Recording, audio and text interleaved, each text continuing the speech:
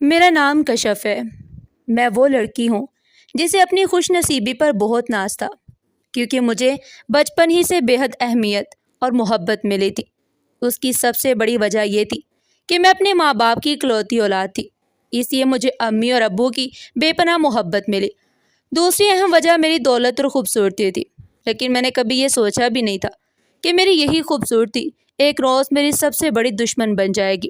میرے ساتھ جو کچھ ہوا وہ کسی کے لیے بھی قابل یقین نہیں تھا، مگر یہی حقیقت تھی کہ اسی خوبصورتی نے مجھے ایسی منزل پر لا کھڑا کیا جہاں تباہی کے سوا میرے حصے میں کچھ نہیں آیا۔ میرے ابو ایک ملٹی نیشنل کمپنی میں مینیجر تھے۔ ان کی ایک اچھی خاصی تنخواہ تھی، اپنا ذاتی گھر تھا، اور گاؤں میں بھی انہیں اپنے والدین کی طرف سے کچھ زرعی زمین وراثت میں ملی تھی۔ امی اور ابو دونوں ایک ہی کالج میں پڑھتے تھے، وہیں ایک دوسرے کو پسند کیا، اور جب دونوں نے اپنے اپنے گھر والوں کو اپنی پسند کے بارے میں بتایا تو دونوں خاندانوں نے سمجھداری کا مظاہرہ کرتے ہوئے اپنے بچوں کی خوشی کو مقدم رکھا اور ان کا رشتہ طے کر دیا۔ اگرچہ دونوں خاندانوں میں زمین و آسمان کا فرق تھا، میرے ابو کا تعلق بنیادی طور پر ایک گاؤں سے تھا۔ وہ ایک زمیندار کے بیٹے تھے اور تعلیم کے لیے شہر آئے تھے، جبکہ امی کا خاندان شروع ہی سے شہر میں آباد، تعلیم یافتہ اور خوشحال تھا۔ اس سے ان کا رہن سہن بھی بالکل مختلف تھا۔ امی اور ابو کی منگنی پورے 2 سال تک رہی، کیونکہ اس وقت امی کے گھر والوں کی صرف ایک شرط تھی کہ جب تک لڑکا اپنی تعلیم مکمل کر کے کوئی اچھی خاصی ملازمت نہیں کر لیتا اس وقت تک شادی نہیں ہوگی۔ پھر وعدے کے عین مطابق جیسے ہی میرے ابو کی ملازمت لگ گئی، دونوں کی شادی کر دی گئی۔ تعلیم مکمل ہونے کے بعد میرے نانا نے ابو کی ملازمت لگوانے میں مدد کرنے کی پیشکش بھی کی، مگر میرے ابو نے نہایت ادب سے معذرت کر لی، کیونکہ وہ اپنی محنت اور صلاحیت کے بلبوتے پر زندگی میں آگے بڑھنا چاہتے تھے۔ ان کی یہی خودداری میرے نانا کو بہت پسند آئی۔ اس کے بعد انہوں نے کبھی اپنی بیٹی کے مستقبل کی فکر نہیں کی، کیونکہ وہ جان گئے تھے کہ ان کی بیٹی ایک ذمہ دار انسان کے ساتھ زندگی گزارنے جا رہی ہے۔ میرے ابو نے اپنی محنت اور لگن سے یہ ثابت کر دیا۔ شادی کے 3-4 سال بعد بھی ان کے ہاں اولاد نہیں ہوئی۔ اسی دوران میرے دادا کی طبیعت خراب ہوئی اور کچھ ہی عرصے بعد انہوں نے اپنی تمام جائیداد اپنے بچوں میں تقسیم کر دی۔ ابو کے حصے میں جو زمینیں آئیں انہوں نے انہیں فروخت نہیں کیا، بلکہ ان سے حاصل ہونے والی آمدنی کو بچت میں شامل کرتے رہے، اور پھر کچھ ہی عرصے میں شہر میں اپنا خوبصورت گھر تعمیر کر لیا۔ امی کے میکے میں سب لوگ تعلیم یافتہ اور خوشحال تھے۔ اگرچہ کچھ لوگ امی سے ملنا بھی پسند نہیں کرتے تھے، لیکن جو لوگ ملتے تھے وہ میرے ابو کی بہت عزت کرتے تھے۔ دوسری طرف میرے ددیال میں زیادہ تر لوگ امی سے شادی کی وجہ سے ابو سے ناراض تھے، اور انہوں نے ان سے میل جول ختم کر دیا۔ صرف میرے چچا اور پھوپھیاں ہی تھی جو اپنے بھائی اور بھابھی سے تعلق قائم رکھے ہوئے تھی۔ اللہ تعالیٰ نے میرے ابو کی محنت میں بہت برکت ڈالی اور زندگی میں کسی چیز کی کمی نہیں رہی۔ شادی کی تقریباً 1 سال بعد جب امی کی اولاد نہ ہوئی تو انہوں نے ڈریس ڈیزائننگ کا کورس کر لیا اور باقاعدہ کام شروع کر دیا۔ تقریباً 4-5 سال کی محنت کے بعد وہ ڈیزائننگ کی دنیا میں اپنا ایک مقام بنانے میں کامیاب ہو گئی۔ پھر شادی کے 7 سال بعد میری پیدائش ہوئی تو امی اور ابو کے گھر خوشیوں کا سما تھا۔ اگرچہ دادا میری پیدائش سے پہلے ہی وفات پا چکے تھے، لیکن دادی، نانا، نانی، ماموں، چچا، پھوپھیاں اور خالائیں سب بے حد خوش تھے۔ میری پیدائش پر دادی نے اپنے حصے کی زمین میرے نام کر دی، جبکہ نانا نے بھی ایک فلیٹ خرید کر میرے نام کر دیا۔ اسی طرح دوسرے رشتہ داروں نے بھی قیمتی تحائف دیے۔ چند ہی مہینوں بعد ابو کو مینیجر کے عہدے پر ترقی مل گئی، جس کی وجہ سے میں پیدائش کے ساتھ ہی خاندان میں خوش نصیبی کی علامت سمجھی جانے لگی۔ کچھ لوگ میری قسمت پر رشک کرتے تھے، جبکہ کچھ مجھ سے حسد کرنے لگے۔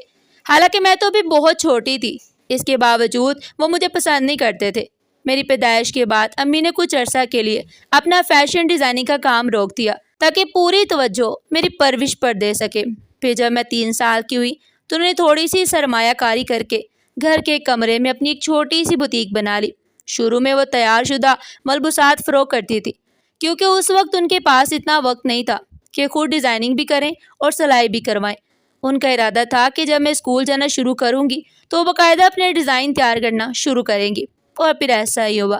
جب 4 سال کی عمر میں ابو نے میرا اسکول میں داخلہ کروایا تو امی نے اپنے ڈیزائن بنانے شروع کر دیے اور رفتہ رفتہ اپنی بوتیک میں خود تیار کیے ہوئے ملبوسات رکھنا شروع کر دیے۔ 1 سال کے اندر ہی ان کے کافی مستقل گاہک بن گئے۔ پہلے بھی وہ مختلف لوگوں کے ساتھ کام کرتی رہی تھی، اس سے ان کی اچھی خاصی پہچان موجود تھی۔ یہی وجہ تھی کہ بہت ہی کم عرصے میں ان کی بوتیک کامیابی سے چلنے لگی۔ میرے ابو نے کبھی بھی امی کو کام کرنے سے نہیں روکا، کیونکہ وہ ہمیشہ عورتوں کی تعلیم اور ان کے کام کرنے کے حق میں تھے۔ انہوں نے یہ فیصلہ بھی کر رکھا تھا کہ ان کی بیٹی بڑی ہو کر جس شعبے میں جانا چاہے گی وہ اس کا بھرپور ساتھ دیں گے۔ وہ اپنے خاندان میں بھی عورتوں کی تعلیم کی اہمیت بیان کرتے رہتے تھے، کیونکہ ان کی خواہش تھی کہ گاؤں کی خواتین تعلیم حاصل کرے تاکہ وہ اپنے فیصلے خود کرنے کے قابل بن سکے۔ اسی مقصد کے تحت میرے ابو نے مسلسل 8 سال کی کوششوں کے بعد گاؤں میں ایک چھوٹا سا نجی پرائمری اسکول قائم کروایا۔ اس اسکول کے قیام میں میرے دونوں ماموں نے بھی ان کا بھرپور ساتھ دیا۔ تینوں نے مل کر سرمایہ کاری کی اور بہت کم فیس پر تعلیم کا سلسلہ شروع کیا تاکہ گاؤں والوں کے پاس یہ بہانہ نہ رہے کہ وہ اسکول کے اخراجات برداشت نہیں کر سکتے۔ اسی دوران میری چھوٹی پھوپھی نے پورے گاؤں میں گھر گھر جا کر خواتین کو قائل کیا کہ وہ اپنی بیٹیوں کو ضرور اسکول بھیجے، جبکہ مردوں سے میرا چچا اور کزن بات کرتے تھے۔ اس کا نتیجہ یہ نکلا کہ گاؤں کے تقریباً 50% لوگوں نے اپنے بچوں کا اسکول میں ایڈمیشن کروا دیا۔ یہ بہت بڑی کامیابی تھی، کیونکہ اس گاؤں میں پہلے تعلیم کا کوئی خاص رواج ہی نہیں تھا۔ اسی طرح امی گاؤں جا کر ان خواتین سے بھی ملتی تھی جنہیں سلائی اور کڑھائی کا کام آتا تھا۔ انہیں اپنی بوتیک کے لیے کپڑے تیار کرنے کا کام دیتی اور اس کے بدلے مناسب معاوضہ ادا کرتی۔ اسی طرح امی گاؤں جا کر ان خواتین سے بھی ملتی تھی جنہیں سلائی اور کڑھائی کا کام آتا تھا۔ انہیں اپنی بوتیک کے لیے کپڑے تیار کرنے کا کام دیتی اور اس کے بدلے مناسب معاوضہ ادا کرتی۔ اس طرح امی اور ابو مل کر گاؤں والوں کی فلاح و بہبود کے لیے کام کر رہے تھے اور سب کچھ بہت اچھا اور معمول کے مطابق ہی چل رہا تھا۔ یہ سلسلہ تقریباً 2 سال تک تھا۔ جب سالانہ تقریب کے بعد سب لوگ دادا کی حویلی میں جمع ہوئے تو کھانے سے فارغ ہونے کے بعد نانا نانی ماموں اور دیگر رشتہ دار شہر واپس روانہ ہو گئے، جبکہ امی اور ابو وہیں رک گئے۔ دادی کے انتقال کے کچھ ہی عرصہ گزر چکا تھا اور اب حویلی میں تایا اور میں دونوں چچا اپنی اپنی فیملیوں کے ساتھ رہتے تھے۔ تایا کے 2 بیٹے تھے جن کی عمریں 15 اور 16 سال تھی، جبکہ بڑے چچا کے ابھی تک اولاد نہیں تھی اور چھوٹے چچا کی شادی بھی نہیں ہوئی تھی۔ میں تینوں پھوپھیاں شادی شدہ تھی اور اپنے اپنے گھروں میں آباد تھی۔ البتہ سب سے چھوٹی پھوپھو ابھی تک حویلی میں تایا اور چچاؤں کے ساتھ ہی رہتی تھی، کیونکہ ان کی بھی ابھی شادی نہیں ہوئی تھی۔ اس وقت سب بہن بھائی حویلی میں جمع تھے۔ خوشی کا ماحول تھا، سب آپس میں باتوں میں مصروف تھے اور چائے کا دور چل رہا تھا کہ اچانک تایا نے سب کے سامنے میں رشتے کی بات اپنے بڑے بیٹے کے لیے کر دی۔ سب حیرت سے تایا کا چہرہ دیکھنے لگے، خاص طور پر میرے امی اور ابو بالکل حیران رہ گئے، کیونکہ انہوں نے کبھی اس رشتے کے بارے میں سوچا بھی نہیں تھا۔ اس وقت میری عمر صرف 7 سال تھی، جبکہ جس کزن کے لیے میں رشتہ مانگا جا رہا تھا وہ 16 سال کا تھا۔ میرے ابو ویسے بھی کم عمری کی شادی کے سخت مخالف تھے، ایسے میں وہ اپنی اکلوتی بیٹی کا رشتہ کیسے طے کر سکتے تھے؟ لیکن تایا نے نہ جانے کیا سوچ کر سب کے سامنے یہ بات کر دی۔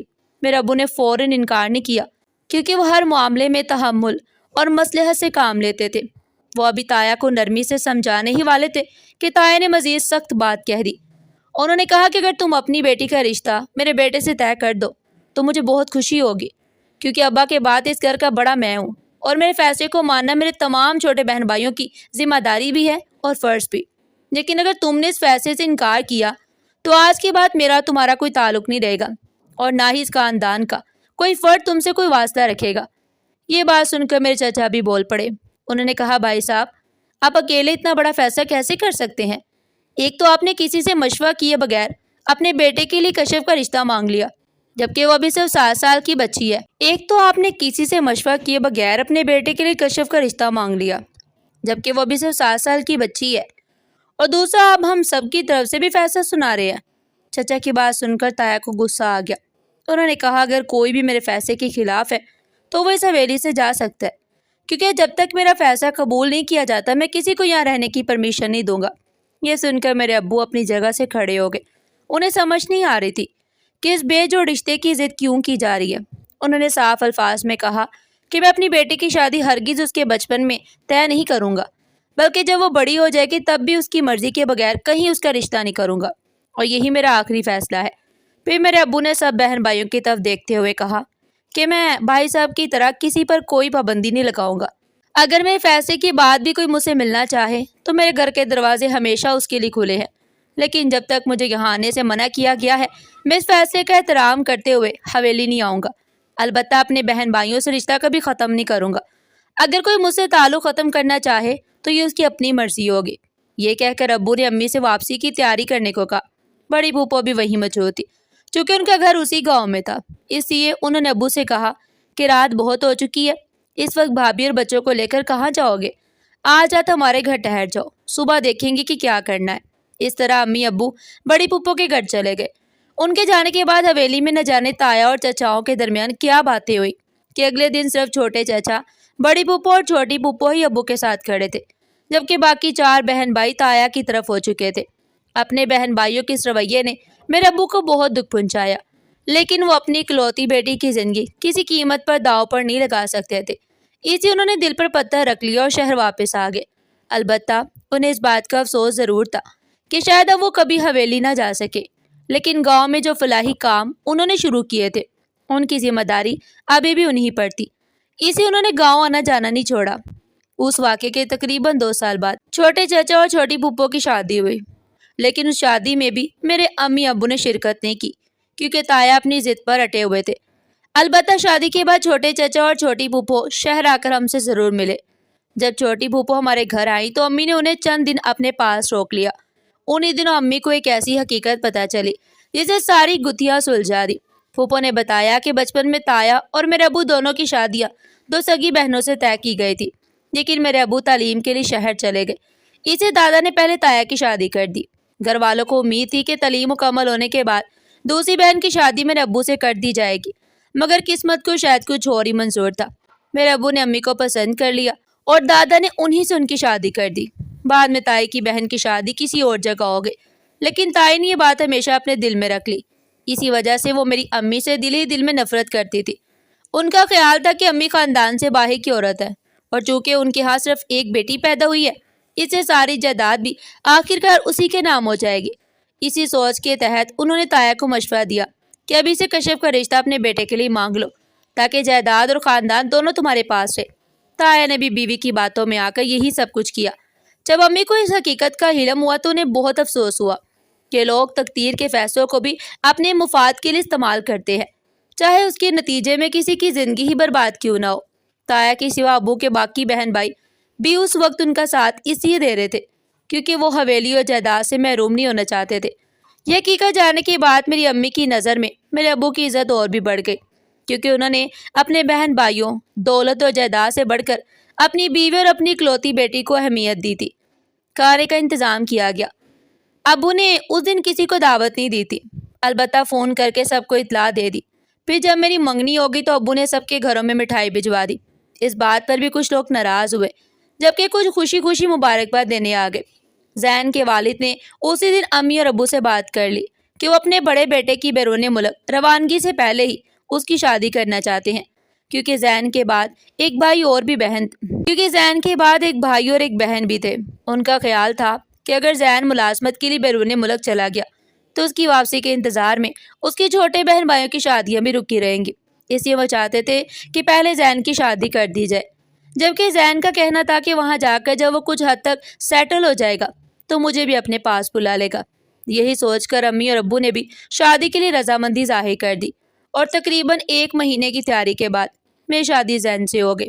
زین کا گھر اگرچہ پرانے طرز کا بنا ہوا تھا لیکن کافی کشادہ تھا، بالکل ویسا جیسا متوسط گھرانوں کے گھروں کا انداز ہوتا ہے۔ میرا کمرہ اوپر والی منزل پر تھا، جبکہ ساس سسر اور زین کے دونوں بہن بھائی نیچے والے حصے میں رہتے تھے۔ پورے گھر میں میرا کمرہ سب سے منفرد تھا، کیونکہ ایک تو اسے زین نے اپنی پسند سے سجایا تھا، اور دوسرا امی ابو کی طرف سے دیا گیا سامان بھی اس کی خوبصورتی میں اضافہ کر رہا تھا۔ شادی کے دوسرے ہی دن مجھے اپنے سسرال والوں کی طبیعت کا کچھ اندازہ ہو گیا۔ میری ساس پرانے خیالات کی خاتون تھی اور کچھ دکھاوا پسند عورت معلوم ہوتی تھی، کیونکہ شادی میں آنے والے مہمانوں کے سامنے وہ میرے جہیز اور زیورات کی بڑھا چڑھا کر تعریفیں کری جا رہی تھی، یہاں تک کہ وہ ایسی باتیں بھی کر رہی تھی جو حقیقت نہیں تھی۔ وہ سب کو بتا رہی تھی کہ میری بہو بہت بڑے خاندان سے تعلق رکھتی ہے۔ اس کی امی نے مجھے سونے کے کنگن اور میری دونوں بیٹیوں کو سونے کی انگوٹھیاں تحفے میں دی ہیں۔ جب خاندان کی خواتین نے ان سے وہ تحائف دکھانے کی فرمائش کی تو میری ساس نے کہا کہ ہمارے ہاں رسم ہے کہ مکلاوے کے بعد ہی لڑکی کے میکے والے یہ تحائف دیتے ہیں، اس لیے جب وہ 2 دن بعد آئیں گی تو پھر میں سب کو دکھاؤں گی۔ یہ سب میں خاموشی سے سن رہی تھی، کیونکہ میں نئی نویلی دلہن تھی اور ایسے موقع پر کچھ کہنا مناسب نہیں تھا۔ البتہ مجھے حیرت ضرور ہوئی کہ وہ اس قدر جھوٹ کیوں بول رہی ہیں، جبکہ امی ابو نے ایسی کوئی چیز میرے ذریعے انہیں نہیں بھیجی تھی۔ بعد میں جب میں اپنے کمرے میں گئی تو میں نے فون کر کے امی کو ساری بات بتائی تو وہ ہنسنے لگی اور بولی کوئی بات نہیں، میں ان چیزوں کا انتظام کر دیتی ہوں۔ لگتا ہے تمہاری ساس کچھ شوقین مزاج خاتون ہے، ہم اپنی بیٹی کے لیے اتنا تو کر ہی سکتے ہیں۔ میں امی کو منع کرنا چاہتی تھی مگر اتنے میں زین کمرے میں آ گیا، اس سے میں خاموش ہو گئی۔ پھر جب مکلاوے کے بعد میں 2 دن اپنے میکے میں رہ کر واپس سسرال آئی تو امی نے میری ساس کے لیے سونے کے کنگن، دونوں نندوں کے لیے سونے کی انگوٹھیاں، سسر و دیور کے لیے عمدہ سوٹ، جبکہ ایک ایک جوڑا دونوں نندوئیوں اور ان کے بیٹے کے لیے بھی تیار کروا کر میرے ساتھ بیچ دیا۔ یہ سب دیکھ کر امی ساس کہنے لگی کہ میری بہو نہ صرف خوبصورت ہے بلکہ بہت سمجھدار بھی ہے۔ میں ان کی بات اچھی طرح سمجھ رہی تھی کہ وہ مجھے یہ سب کیوں سنا رہی ہے، لیکن جب میری شادی کو 1 ہفتہ گزر گیا تو انہوں نے ایک اور فرمائش میرے سامنے رکھ دی۔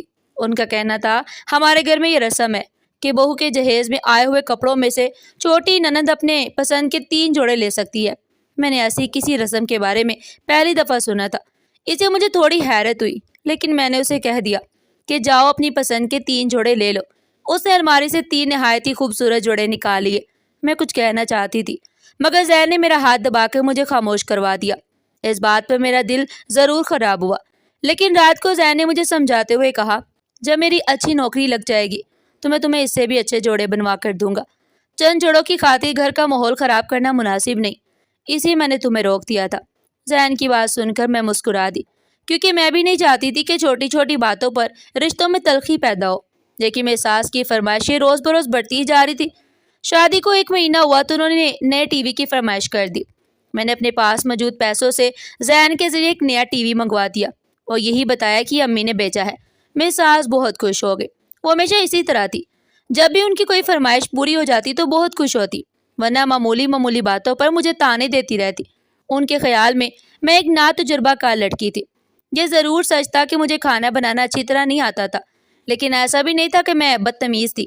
میں نے اپنی ساس سے کہا تھا کہ میں آہستہ آہستہ سب کچھ سیکھ جاؤں گی۔ پھر ان کے کہنے پر میں روز انہی سے کھانا پکانا سیکھنے لگی۔ انہوں نے مجھے گھر کے تمام کاموں پر لگا دیا، مگر میں نے اپنی امی سے اس بات کا ذکر نہیں کیا کیونکہ میں جانتی تھی وہ پریشان ہو جائیں گی۔ دوسری طرف زین کے بیرون ملک جانے کا انتظام مکمل ہو چکا تھا، اس کی وہاں ملازمت بھی لگ گئی اور ویزا بھی آ گیا تھا، اس لیے میں نہیں چاہتی تھی کہ وہ جانے سے پہلے ذہنی طور پر پریشان ہو۔ وہ روانگی سے پہلے مجھے تسلی دیتے ہوئے کہنے لگا کہ میں بہت جلد تمہیں بھی اپنے پاس بلا لوں گا، اسے میری ماں اور بہنوں کے ساتھ صبر سے گزارا کرنا کیونکہ تم ان کی عادت اور مزاج کو اب سمجھ چکی ہو۔ میں نے خاموشی سے سر ہلا دیا اور 1 ہفتے بعد وہ مجھے اپنے گھر والوں کے ساتھ چھوڑ کر ملازمت کے لیے بیرون ملک روانہ ہو گیا۔ زین کے جانے کے بعد جیسے میں سسرال والوں کو پوری آزادی مل گئی، انہوں نے مجھ سے گھر کی صفائی ستھرائی سے لے کر برتن دھلوانے، کھانا پکوانے تک سارے کام لینا شروع کر دیے۔ صرف روٹیاں مجھے اچھی طرح بنانا نہیں آتی تھی اور اسی بات پر بھی مجھے روز تانے سننے پڑتے۔ میں خاموشی سے سب کچھ برداشت کرتی رہی کیونکہ میں نہیں چاہتی تھی کہ اپنے ماں باپ سے کسی قسم کی شکایت کروں یا وہ میری پسند پر کوئی بات کرے۔ میں انہیں پریشان بھی نہیں کرنا چاہتی تھی کیونکہ میں جانتی تھی کہ ان کی جان مجھ میں بستی ہے، اسی لیے جب بھی میں امی کے پاس جاتی تو یہی کہتی کہ میری ساس میرا بہت خیال رکھتی ہیں، لیکن شاید امی میرے چہرے کے تاثر سے سب کچھ سمجھ جاتی تھی۔ ایک روز انہوں نے مجھ سے پوچھا کہ کیا تم کچن میں کام کرتی ہو؟ میں نے جواب دیا کہ اگر ساس کی طبیعت ٹھیک نہ ہو تو کبھی کبھار کر لیتی ہوں، ورنہ وہ مجھے کوئی کام نہیں کرنے دیتی۔ میری بات سن کر امی خاموش ہو جاتی، مگر مجھے محسوس ہوتا تھا کہ انہیں میری بات پہ یقین نہیں آ رہا۔ انہی دنوں ابو کی کمپنی نے ان کا تبادلہ بیرون ملک دبئی میں کر دیا۔ وہ 1 سال کے لیے وہاں جا رہے تھے، اسے وہ امی کو بھی اپنے ساتھ لے گئے۔ ان کے جانے کے بعد میں بالکل تنہا رہ گئی اور مکمل طور پر اپنے سسرال والوں کے رحم و کرم پر تھی۔ زین یا امی ابو جب بھی مجھے ویڈیو کال کرتے تو میں ہمیشہ مسکراتے ہوئے ان سے بات کرتی، لیکن حقیقت یہ تھی کہ میری ساس نے میری زندگی اجیرن کر رکھی تھی۔ اب تو وہ میری خوبصورتی پر بھی تانے دینے لگی، خاص طور پر جب میری بڑی ننند اپنے شوہر کے ساتھ آتی تو میرے لیے ایک نئی آزمائش شروع ہو جاتی۔ میری ساس مجھے کہتی کہ اپنے نندوئی کے سامنے مت آیا کرو، کہیں اپنے حسن کے جال میں اسے بھی نہ پھانس لو جیسے تم نے میرے بیٹے کو پھانس لیا ہے۔ یہ باتیں سن کر میرا خون کھول اٹھتا، مگر میں پھر بھی خاموش رہتی کیونکہ میں زین کی ماں کے ساتھ بدتمیزی نہیں کرنا چاہتی تھی۔ زین کو گئے ہوئے تقریباً 6-7 مہینے گزر چکے تھے۔ میں روز فون پر اسے کہتی کہ مجھے جلد اپنے پاس بلا لو، کبھی کبھی روتے ہوئے بھی یہی کہتی، مگر وہ سمجھتا کہ میں اسے اور اپنے امی ابو کو یاد کر رہی ہوں، اسے مجھے تسلی دیتا۔ ادھر وہ اپنی نئی ملازمت میں بھی بہت مصروف ہو گیا، اس سے ہماری بات بھی کم ہونے لگی، جبکہ میں گھر کے کام کرتے کرتے روز بروز کمزور ہوتی جا رہی تھی، کیونکہ میری ساس کا رویہ میرے ساتھ بہت سخت تھا۔ پورا دن مجھے کام میں لگائے رکھتی، ہر چھوٹی بات پر مجھے برا بھلا کہتی۔ ایک دن شام کے وقت میری نند اور نندوئی گھر آئے۔ میں ان کے لیے چائے لے کر جا رہی تھی کہ اچانک میرے سر سے دوپٹہ کھسک گیا، جس کی وجہ سے میرے بال نندوئی نے دیکھ لیے اور وہ بے اختیار ان کی تعریفیں کرنے لگا۔ یہ سن کر میری نند آنکھ بگولا ہو گئی۔ اس نے میری ساس نے مجھے نہ جانے کیا کیا سنایا، مگر ان کا پھر بھی غصہ نہ ٹھنڈا ہوا۔ پھر میری نند نے کہا کہ یہ اپنے حسن اور بالوں سے مردوں کو متاثر کرتی ہے، بہتر ہے اس کے بال ہی کاٹ دیے جائے۔ یہ سنتے میرے پیروں تلے سے زمین نکل گئی، میں رونے لگی، مگر وہ فوراً کینچی لے آئی اور دونوں نے مجھے پکڑ لیا۔ میں نے خدا کا واسطہ دیتی رہی اور گھر والوں کو مدد کے لیے پکارتی رہی، مگر کوئی بھی میری مدد کے لیے آگے نہیں آیا۔ اسی وقت باہر کا دروازہ کھلا اور زین اچانک گھر کے اندر داخل ہوا۔ یہ منظر دیکھ کر وہ حیران رہ گیا، کیونکہ اس نے کبھی سوچا بھی نہیں تھا کہ اس کی ماں اور بہن اس حد تک جا سکتی ہے۔ اسے دیکھتے ہی اس کی ماں فوراً سنبھل گئی اور بہن صفائیاں دینے لگی کہ بھابھی خود ضد کر رہی تھی کہ میرے بال کاٹ دو، ہم تو انہیں سمجھا رہے تھے۔ مگر زین میری حالت اور آنکھوں کے آنسو دیکھ کر ساری حقیقت سمجھ گیا۔ اس نے نہ اپنی ماں سے کچھ کہا، نہ بہن سے، نہ کسی اور سے۔ اس نے میرا ہاتھ پکڑا اور مجھے اوپر کمرے میں لے گیا۔ میں مسلسل رو رہی تھی۔ تب اس نے مجھے بتایا کہ وہ صرف 5 دن کے لیے آیا ہے، کیونکہ میرے کاغذات کے سلسلے میں اس کا آنا ضروری تھا۔ پھر اس نے مسکراتے ہوئے کہا کہ میں تمہیں اپنے ساتھ لے ہی جاؤں گا، کیونکہ تمہارے تمام کاغذات مکمل ہو چکے ہیں۔ یہ سن کر میری خوشی کی انتہا نہ رہی اور میں ایک لمحے میں سارے دکھ بھول گئی۔ پھر زین نے مجھ سے معافی مانگی تو میں نے کہا اس میں تمہارا کوئی قصور نہیں، اب میں تمہارے ساتھ جا رہی ہوں، اسے مجھے کسی سے کوئی شکایت نہیں۔ پھر 5 دن بعد میں اور زین اپنی نئی زندگی شروع کرنے کے لیے وہاں سے روانہ ہو گئے۔ جاتے وقت میرے دل میں کسی کے لیے بھی نفرت نہیں تھی، کیونکہ میرے امی ابو نے میری ایسی تربیت ہی نہیں کی۔ میں تو صرف اس بات پر خوش تھی کہ زین ایک اچھا انسان تھا اور مجھے پورا یقین تھا کہ وہ زندگی بھر مجھے خوش رکھے گا۔ ناظرین، آپ کو ہماری آج کی کہانی کیسی لگی؟ کمنٹ سیکشن میں اپنی قیمتی رائے کا اظہار ضرور کیجیے گا، اور اس طرح کی مزید سبق آموز اور دلچسپ کہانیاں سننے کے لیے چینل کو سبسکرائب کریں، ویڈیو کو لائک کریں اور زیادہ سے زیادہ شیئر کریں۔ پھر ملتے ہیں ایسی ہی زبردست اور سبق آموز کہانی کے ساتھ، تب تک کے لیے اپنا بہت سارا خیال رکھیے گا۔ شکریہ، اللہ حافظ۔